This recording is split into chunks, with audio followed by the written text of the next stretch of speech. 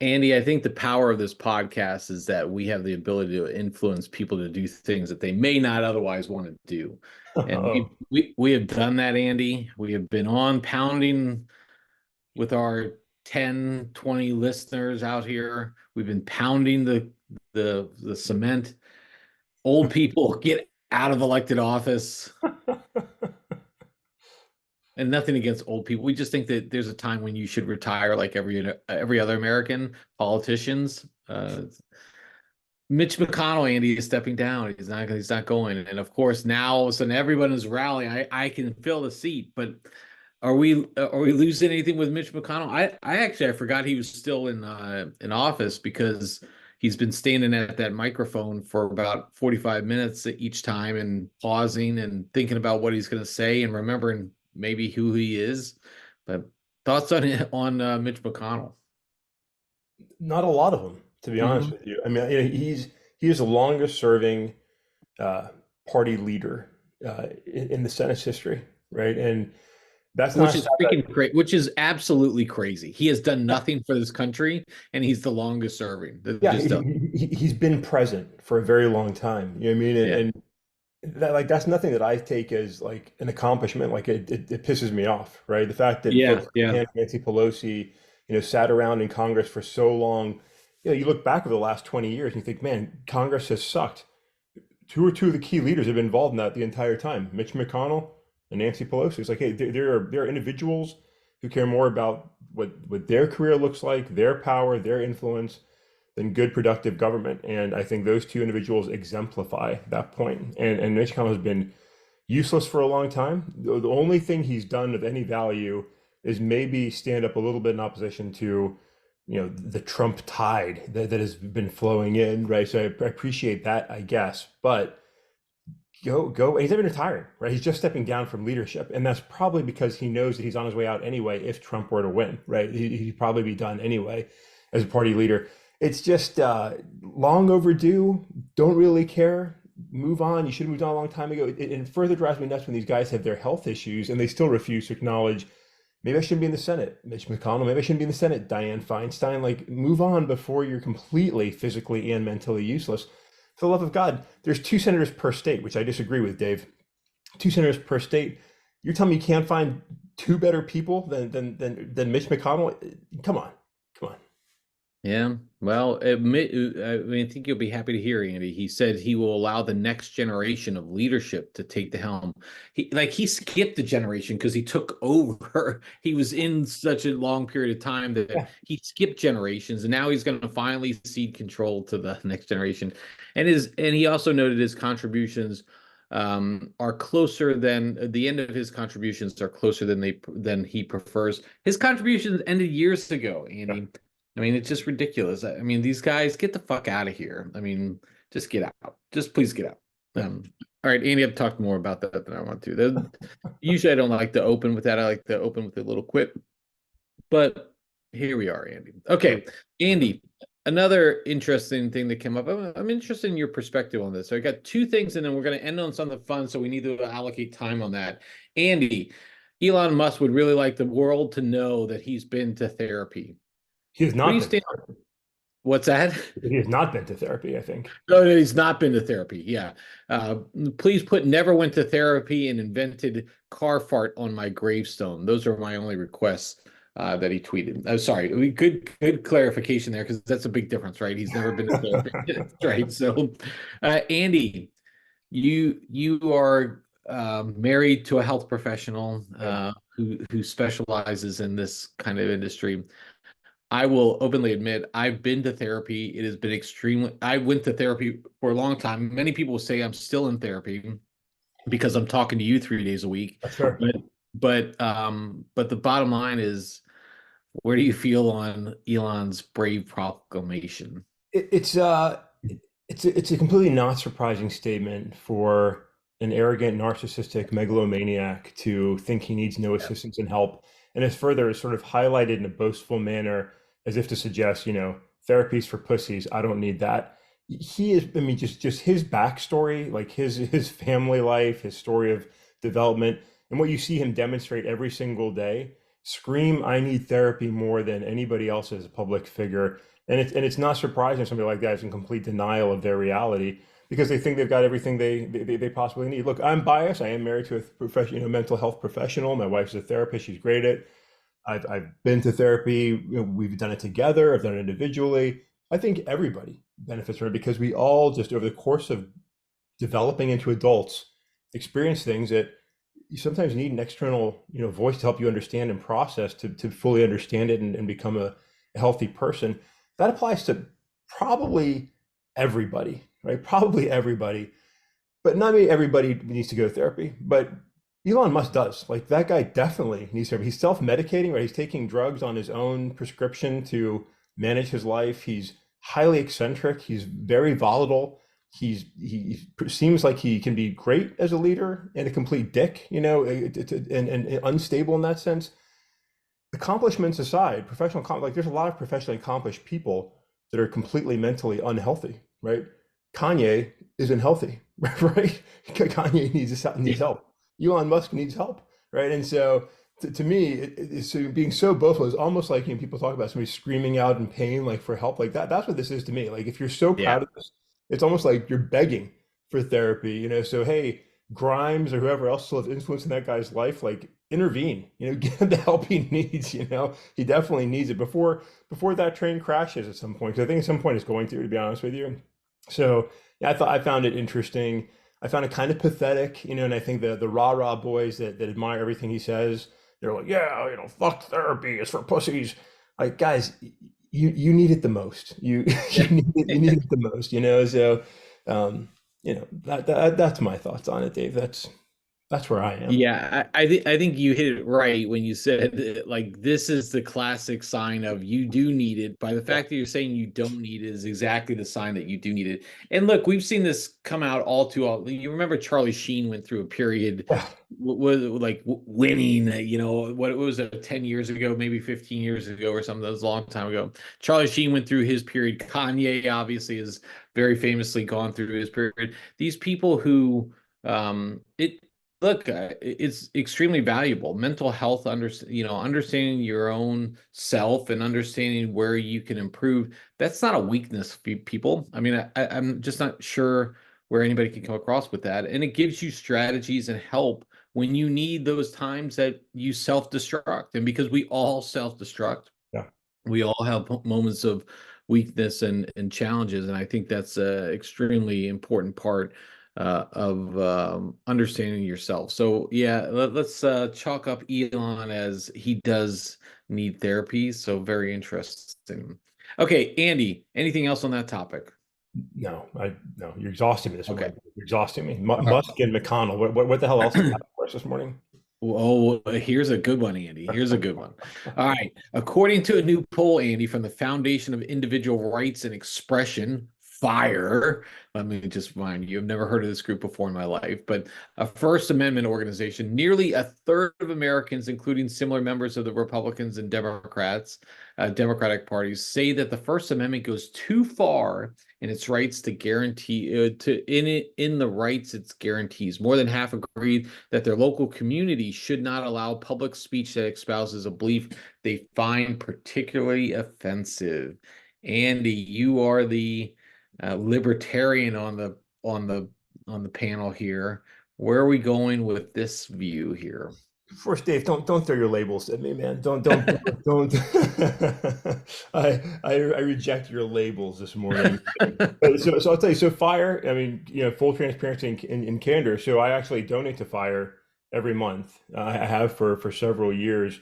I really appreciate what Greg and his team do because they sort of fill a space that back in the day when we were young, I think the ACLU used to fill, which was advocating in an extreme manner on an important issue in a way that sometimes pisses people off, but overall is critical and healthy for our free republic, right? And so on the First Amendment, it's a really tricky issue because supporting the First Amendment and the right for individual, expression, words, freedom of speech, invariably things are going to come up that really piss us off. And we're like, oh, fuck that guy. They shouldn't be allowed to say that kind of thing. Like that's part of it. But we have to remember a few things. One, this applies to the public sector, right? A private sector entity can still manage, conversations, what's permitted on their website and their forums. Like you still have control at a business, right? Nobody's not allowed to walk around naked at Walmart, right? They're allowed to enforce those rules. So still, the First Amendment has nothing to do with the private sector, to include social media, right? To include social media. There can be restrictions, there can be rules, they can have whatever policies they want.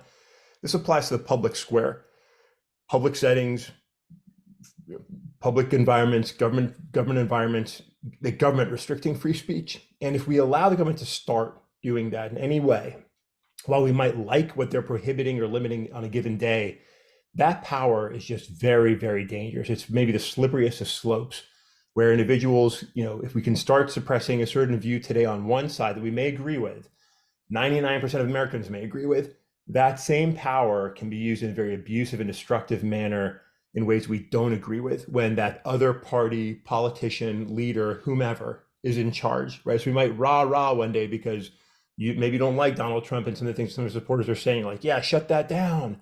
Well, that same power is going to be used against you and your supporters the next time around. And once you give government that power, it's really hard to turn that off. So as much as it frustrates us, like I think it's critically important that we allow people in the public square, right, without the restriction of government, to assemble, to gather, to publish, to write, to dance, to express themselves however they want.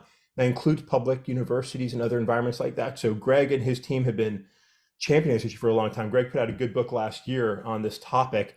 I'm appreciative of it. So I even though sometimes it is frustrating, I 100% stand with fire on this issue.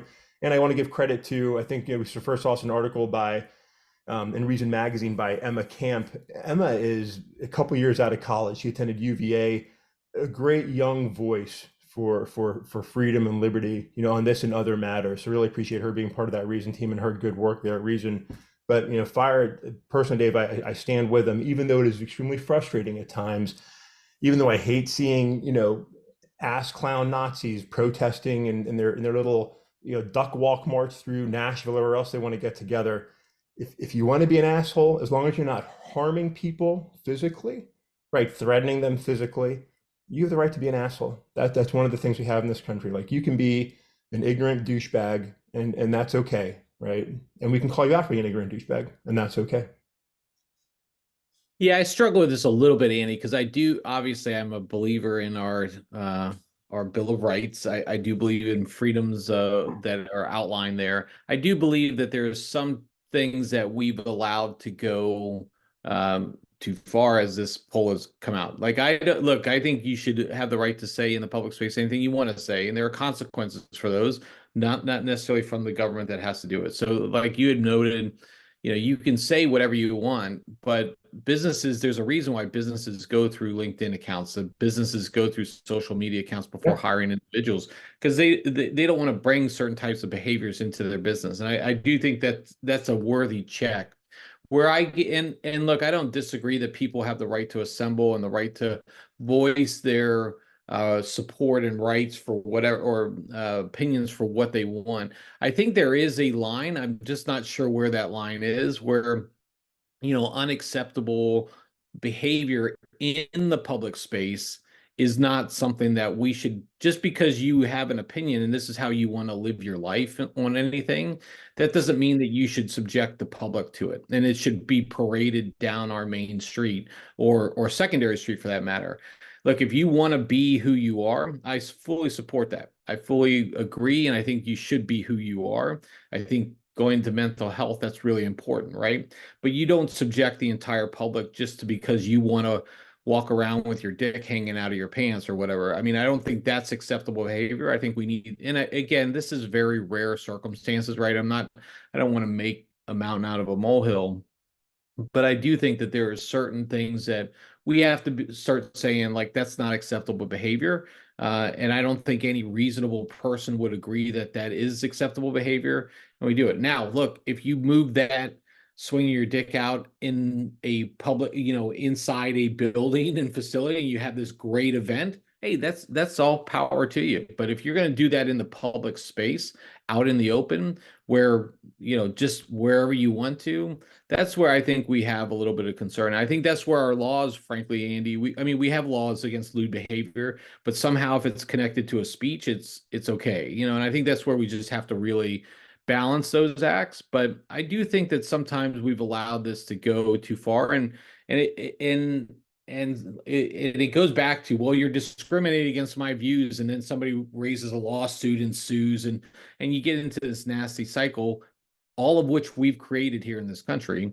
But yeah, that's kind of where I'm leaning. I generally agree with you, Andy. I think once you start allowing government to make those decisions, it gets hard. You go down that slippery slope, and then you get into potentially some repressive areas. But I think there is a line between what is generally open public and then being public.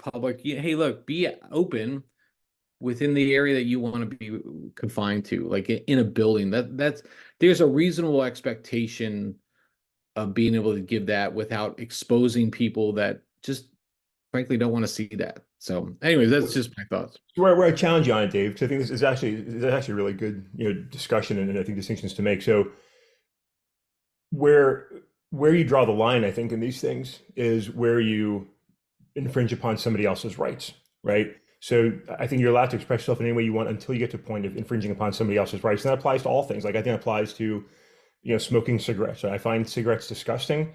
I don't want to be around it. I think it's okay to restrict where somebody can smoke in public because your secondhand smoke affects other people, right? So there's a line you've got to manage there.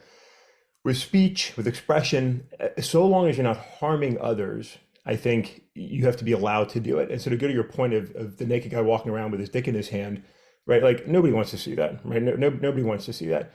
Oftentimes when we sort of try to make points on certain issues, we use an extreme example, but something that like will rarely happen because most folks don't want to walk, around with their dick in their hand, right? But if you start applying that morality check of like, where am I comfortable with this, right? Then that becomes that dangerous slope of where we end up with something like we saw in Texas we were talking about last week, where the school district is saying, hey, kid, you can't have long hair. Like that's not appropriate here. And then we find what we're seeing in some states right now, where a lot of folks are trying to apply their moral beliefs on others. And there's nothing wrong with your morals necessarily. It's just our ability to influence and make others comply with those, right? So if we say, hey, today you can't walk around naked, there's nothing then prohibiting a government from saying, hey, we want you to follow biblical dress codes. And so women can't cut their hair and shouldn't be wearing jewelry in public and shouldn't be speaking in the church, right? Things like once we start allowing governments to make those restrictions in whatever way, it's just a messy slope that, again, to the other extreme, you end up like the Taliban, right? Or in Iran, where you've got literally morality police going around and checking people for how they're dressed, right? And your skirt's too long or whatever it is. And that's just such we think that that's so impossible until it's not, right? People didn't think we were going to have the abortion debate going again like we are in modern society, but we are, right? And I'm not advocating or arguing against abortion. I'm saying like these things can happen. And so FIRE takes a sort of extreme position on free expression because when you start breaking into that barrier and start allowing restrictions to come into place, however sensical they may seem, like this makes common sense. Like nobody wants to see somebody walking around with their butt cheeks wide open, right? Nobody wants to see that. But once you start limiting things, you enter this very dangerous space of now you can restrict anything based on whose opinion it is that's in power on a given day. I don't want to live in that environment, right? I'd rather take the chance of seeing Dave Pounder walking around with a schlong in his hand once in a while, right? Than seeing, a bunch of people walking down the street in burqas. That's not the America I want to live in. I think if you look around our environment today and some of those that are seeking power, we'd have America in burqas one day. And I don't want to see that kind of thing in this country ever. So I'm glad we can disagree on this one. I'm very happy with what FIRE does. Glad to contribute to them and try and support what they do. It's democracy and freedom are messy things, but I'll take the guy with his dick in his hand, Dave. All right, be prepared. I might just be outside banging the drum tomorrow. Hell yeah, hell yeah. Getting it All going on right, Friday morning. all right, Andy. We went heavy on a Friday morning. We went big topics: Mitch McConnell, Elon Musk, mental health, and First Amendment things. Let's switch up and do a little something fun, Andy. So More fun than David Pounder with his dick in his hand. Well, you never know. I mean, we've dropped the dick word now about 10 times already on this podcast. We might set a record. I'm gonna have to hit that explicit label, Andy. So yeah, so make sure your kids aren't listening in the car. We should probably said that in the beginning, right? You're not listening to this podcast with young children in the car.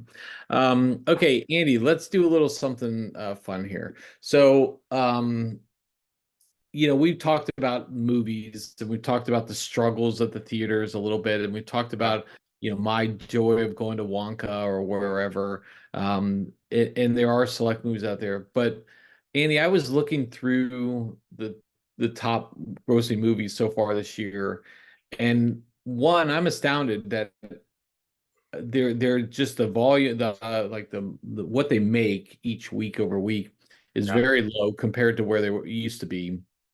And then not only that, but I barely recognized any of the movies. And it wasn't just like one or two. It was like of the top 10, I don't think I could barely recognize over half of them. I don't recall seeing like a trailer for them. I used to love movie trailers and when they would come on and really get me excited for things.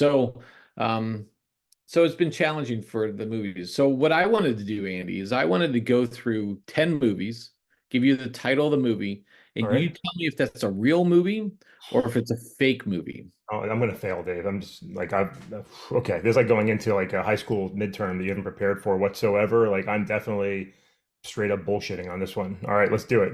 Okay, well let's definitely do it. And I'm gonna keep track here, Andy, like Oh yes or man. no on all these. All right. So we'll just do those. Okay, are you ready, Andy? No, no, but Yep. I'm gonna do my best. I'm gonna do my best here. I'll do my best. Yeah, we need a gong, like no, no, something like I should prepare. I didn't know ahead of time. I'll do my. That's the best I can do for us today, I think. that. All right, Andy, first one up. Petals of the Rose. False. Not real. Okay, hey, that's good. That's good, Andy. You got a not one. Good. All right, Andy. Ordinary Angels. I'm gonna go real. That's a real movie. Oh, Andy, two for two. Yes.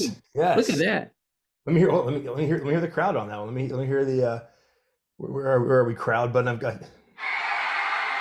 Yeah, look at that. Sound effects, Andy. That's good. That's good. Okay, Andy, Demon Slayer to the Hiroshima training. I'm gonna go real because that's a real anime. Oh, see, you do know some things, Andy. Three for three. Look at you. Demon Look at Slayer is great you. anime. So strong recommend on that. Strong recommend. Okay. Okay. All right. Drive away dolls, Andy. Sounds like porn, Dave. It sounds like real and it sounds like a porn movie. I'm gonna go real on that one. I'm Am I right? amazed, Andy. This is fascinating. This is great. Okay. All right, Andy. Lisa Frankenstein. It sounds like something that would be real, like somebody's trying to recreate the Frankenstein story with it, now she's a female doctor. It's a hard one, Dave. I'm torn. I'm torn. I'm gonna go real. I'm gonna go real. Wow, Yes. like I keep trying to change it up on you, and I think you. Okay, so Andy, this is a fascinating one. A coming of rage love story about a teenager and her crush who happens to be a corpse. A set of horrific circumstances bring him back to life. The two embark on a journey to find love, happiness, and a few missing body parts. Actually, this sounds like something I might want to go see. It's probably it's probably better than Madam Web, Andy. I'm just probably I would guess it's better than Madam Web. It sounds terrible. I wish it wasn't real, but you had so much there. I feel like you made it real for me. Yeah, I mean I think it's a thing. I'm gonna Andy, go real. I'm gonna go real. Aquaman and the Lost Kingdom. No, that's just a joke. We all know that's a joke of a movie. That still made 124 million dollars. That's kind of amazing. Jason Okay. Momoa. Jason Momoa. He's I still. I really enjoy Jason Momoa. I think he's good. I think he's just been put in shit roles. The first one was really good. Yeah. Uh, that was Don't worry, good. the James Gunn DC universe is coming, Dave, and we'll see great things coming out of James Gunn into in the company there. I'm very excited about that. Yeah, let's hope so. I just we could use a good superhero movie again. All right, Andy, The Oath. False? Oh, too bad, Andy. You went bad. Real? Yeah, that was a real one. That's definitely a real one. Let me just read you the snippet on it. 400 AD in a forgotten time in ancient America, a lone, I don't know, fugitive must preserve the history of its fallen nation while being hunted by a ruthless tyrant. Being rescued, but rescuing the king's abused mistress could awaken a warrior's past. Oh, that sounds pretty good too. Did you say 400 AD in America? 400 AD. Yeah, that's what it 400 AD. says. People always try and like make those times like romantic and sexy and exciting. I'm like 400 AD, like you were You were just dirty and dirty, man. smelly and like you're just Yeah. trying to like you're just trying to like find a food to live, you know? Like yeah. I'm with you on that one. So, all right, Andy, they came upon a midnight clear. I feel like that's a like you're mixing up names that are a real story there. I feel like I'm gonna go real. I'm gonna go real. Andy, that is also false. Damn it. I thought I'd get you on this one. It sounds like one. It sounds like one like Violent Night. Like they came Yeah. upon a midnight. Yeah. Like I'd love to be like let's make that an action movie, like violent action, John Wick type of movie. I might have to go back and watch Violent Night again. I love that movie so much. Santa Claus just ravages people. It's pretty amazing. So, all I right, think Andy, we yes, got I was falling back, Dave, into our Gen X growing up time and thinking, I think of Blues Traveler, Once Upon a Midnight Dreary, right? The Run Around, uh, that great song Blues Traveler had back around like what, 93, 94, something like that. So I think, you got me close there. You played with my musical yeah, passion. I did. I mean, I'm trying.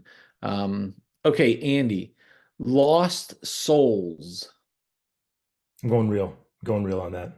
That Andy, you're back in the win column. That Yes. is a real. That is a move one. So. Yes. I think I did good here. I think this is college cramming before a test. I think I passed. I think I got at least a 60. You're at seven of I'm sorry, you're at 6 of 8, Andy. That's really good. I mean, that's Phenomenal. It's phenomenal. 5%. I Doing mean, good. We got two okay, more. two more, Andy, two more. Again, Cinderella's Revenge. nobody wants to see a vindictive Cinderella. No, nobody wants to see her. I'm saying false, false.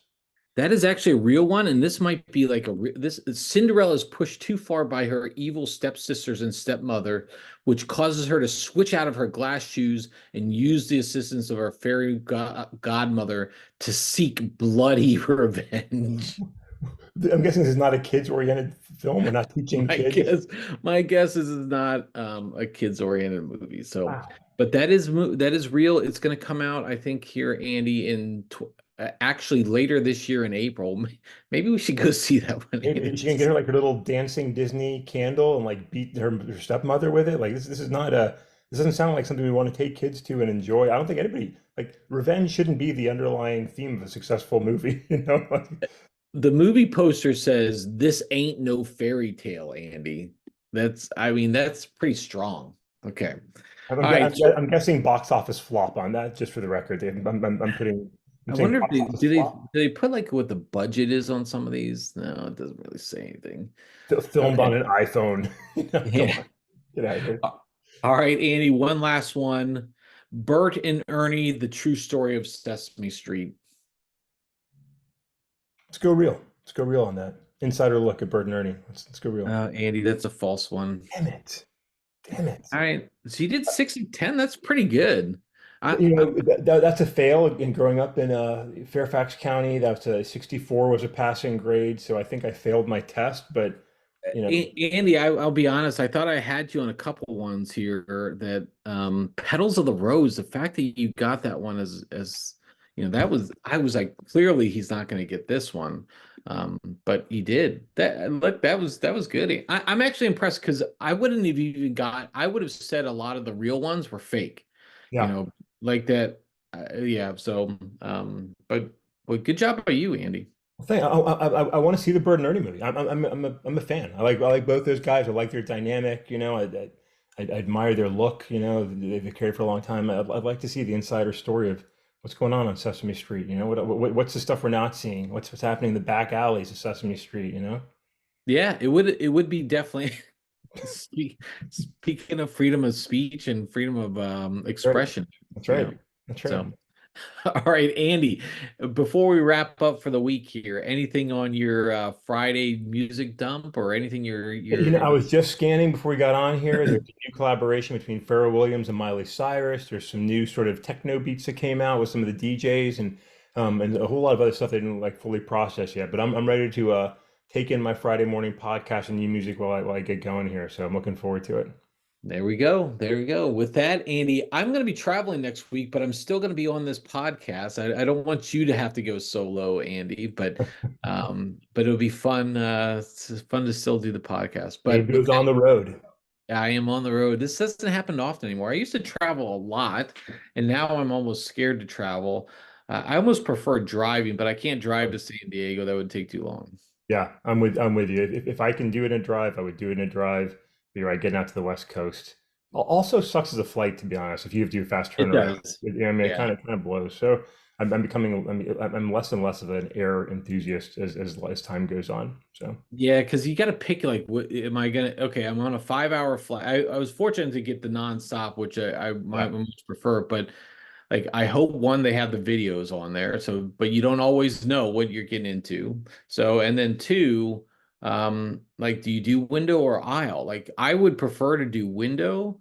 yeah. But 5 hours, I'm probably gonna have to go to the bathroom. Then I'm gonna have to disturb somebody. But would I rather disturb somebody or be disturbed if I'm trying to sleep on the end? So I don't know. What do you do? Window or I'm, aisle? I'm an aisle guy, Dave. Yeah. I could just I like to get my foot out of there in the aisle, get my elbows bumped by the cart every time they go up and Yeah. down. All this. Yeah. But yeah, I definitely I've always been an aisle guy. It's just more comfortable for me. The window, got that get your head cramped up, and it's just not. Yeah. But again, flying sucks. I hate It does. It does. it. All right, Andy. With that, I will catch you next time.